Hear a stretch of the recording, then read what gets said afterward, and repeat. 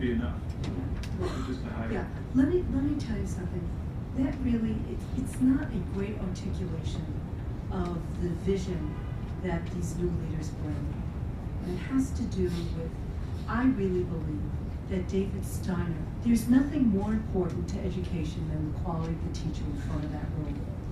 David Steiner is a thought leader on how to redo teacher certification, teacher education, and take on what I think are entrenched interest groups that have stood as barriers to really getting to the crux of what it means to prepare, motivate, retain great teachers in this system. So you're going to be hearing a lot from us on the subject of teacher education. I just think that should be how we're evaluated, not by hiring him. I think it's Well, Joe, I think that is the point.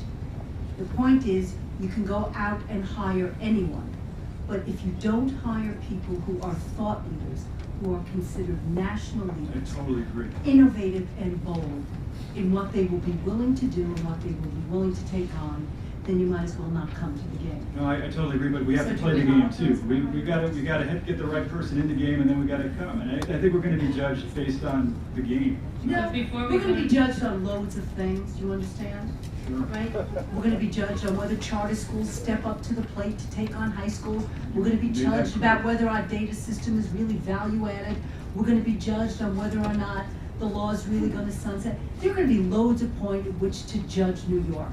I can tell you though, from my perspective, New York's application will not be lacking in terms of innovation, boldness, and our zeal to improve this system. And I want to end on one more thing. The city of New York, I think, is doing better. I'm sorry everyone else doesn't really think that. I think they're doing better. But I would challenge them.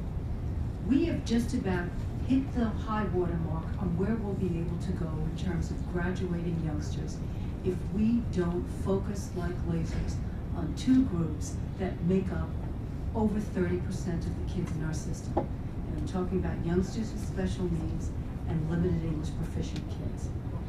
The neglect, and I believe it's benign neglect because I don't think it's purposeful, on our ability to articulate a vision that includes these two groups is really a black mark on us. Sorry. I just want, before we all go to the game, I wanted Michael to address that interesting question. Do parents deserve a seat at the negotiating table? You know, it's interesting because we work with the parents all the time on all the things. And I, believe it or not, I've been asked that question before. And we take the interest of the parents deeply in everything that we do. We change our profession constantly. We always continue to move it forward. But actually to sit at the negotiating table, I mean, that's a tough one for me right now because it's just legally we can't do that, but we do have the parents there with us at all times. We work now closer to the parents than we ever have before, and they get this more than ever, and that's why we do make the changes that we make, because we know that we want what's best for those children as well as the parents do, and that's why we work hand in hand. So thank you all for coming. Hopefully you're making this